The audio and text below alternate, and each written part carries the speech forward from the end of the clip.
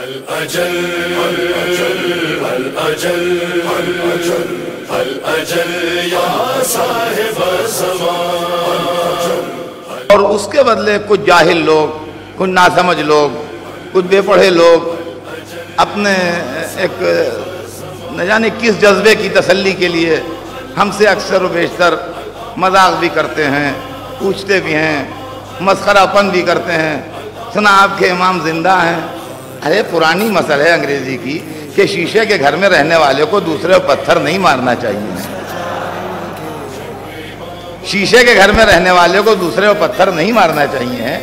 جو مسلمان حضرت عیسیٰ کو 2000 برس سے زندہ مان رہے ہیں، ان کو 1200 برس سے امام کو زندہ ماننے میں پریشانی ہو رہی ہے کہ کیسے زندہ ہیں. ابے کیسے زندہ کا کوئی سوال ہی نہیں ہے. آپ کیسے زندہ ہیں؟ ہمیں اپنی زندگی کی تھیوری سمجھائیے. میں کیسے زندہ ہوں؟ محرم میں بھی زندہ تھا، آپ کے سامنے مجلسیں پڑھ رہا تھا، اب تک زندہ ہوں. کیسے زندہ ہوں؟ کیا ڈیفینٹ تھیوری ہے میرے زندہ رہنے کی؟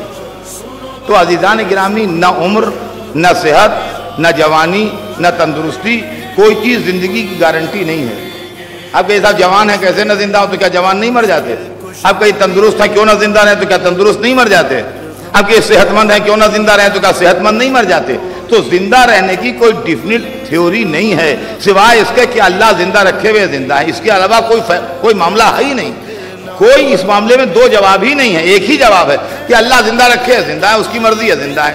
تو جب ہم سب اللہ کی مرضی سے زندہ ہیں تو ایک سے ایک چور زندہ ہو، ایک سے ایک بدماش زندہ ہو، ایک سے ایک بے ایمان زندہ ہو، اور جس کے سجدے بندگی کی آبرو ہو وہی زندہ نہ ہو. عزیزان گرامی، اب لوگ کہتے ہیں کب آئیں گے بھولے بن کے؟ کب آئیں گے؟ سنا اب تک زندہ ہیں 1200 برس سے. کب آئیں گے؟ کب آئیں گے؟ کب آئیں گے؟ یہ بھی پوچھا جاتا ہے کب آئیں گے. تو یہ اصل میں معلومات کے لیے نہیں پوچھ رہے، یہ ہم کو چڑھانے کے لیے پوچھتے ہیں. تو جو چڑھانے کے لیے پوچھے اس کو جواب بھی ویسے ہی دو. سیریس جواب سے کبھی مانے گا نہیں، وہ نان سیریس جواب ہونا چاہیے. چنانچہ نان سیریس جواب ہم بھی دیتے ہیں. ہم کہتے ہیں 11 ظاہر ہوئے تھے، آپ نے مار ڈالے. اب جب آپ سب مر جائیے گا جب آئیں گے.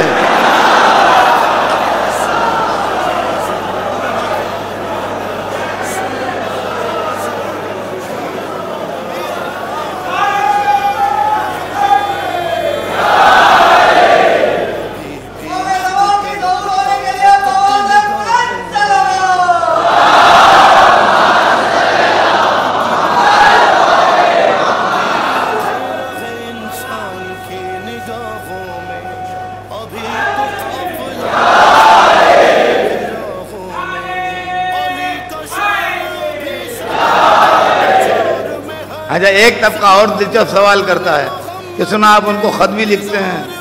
ہم نے کہا ہاں صحیح سنا ہے، لکھتے ہیں. جواب آتا ہے؟ یہ کتنا بچکانہ سوال ہے. جواب آتا ہے؟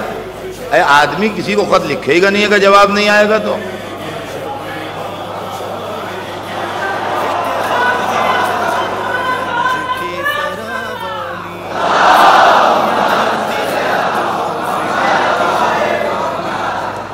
پہلی بات تو یہ ہے کہ خط لکھنا جو ہے وہ کوئی تفریحی عمل نہیں ہے،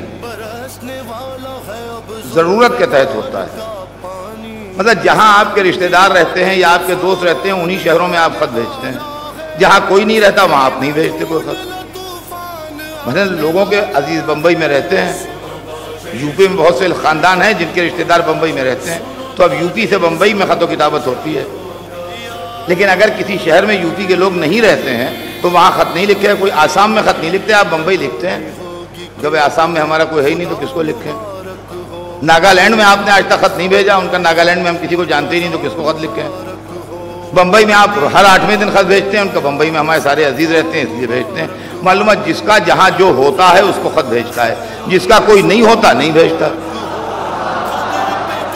ایک تو خط کا فلسفہ میاں یہ ہے کہ جس کا کوئی کہیں ہوتا ہے وہ خط بھیجتا ہے، جس کا کوئی نہیں ہوتا وہ خط نہیں بھیجتا. ایک چیز تو یہ. دوسری بات یہ ہے کہ خط کے جواب کی شکلیں دو ہیں. ایک صورت یہ ہے کہ میں نے آپ کی خیریت کا خط لکھا تو آپ نے مجھے جواب میں لکھا کہ شکریہ آپ کا، میں خیریت سے ہوں، آپ کا خط ملا، میں الحمدللہ خیریت سے ہوں. اور دوسری شکل یہ ہے کہ لکھنؤ میں مجھے کسی دوا کی ضرورت تھی جو نہیں مل رہی تھی، اور لوگوں نے بتایا وہ صرف بمبئی میں مل سکتی ہے، لکھنؤ میں تو نہیں ملے گی، تو میں نے آپ کو خط میں لکھا کہ فلاں دوا کی ضرورت ہے مجھے، وہ صرف بمبئی میں ملے گی، لکھنؤ میں نہیں مل رہی ہے، تو آپ وہ دوا لے کے مجھے بھیج دیجئے۔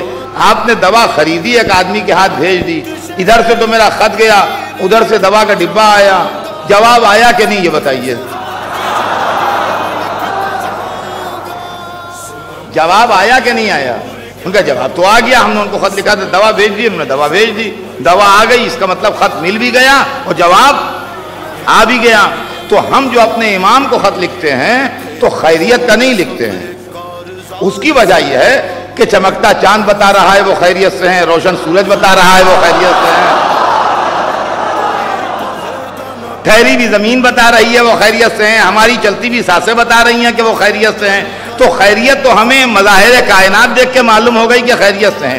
اب ہماری کچھ ضرورتیں ہیں جو ہم لکھتے ہیں تو تمناؤں کی صورتوں میں عریضے جاتے ہیں، مرادوں کی صورتوں میں جواب آتے ہیں۔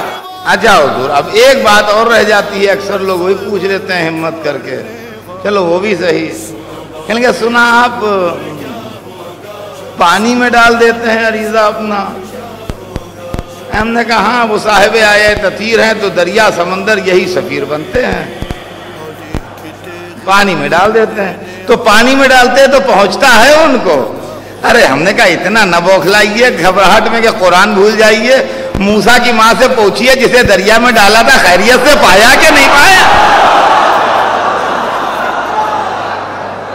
بھاگ چلو، امان نہیں ہے کہیں کارزار ہستی میں، کچھار چھوڑ کے شیر آ گیا ہے بستی میں، سنو باتیں ظہور کیا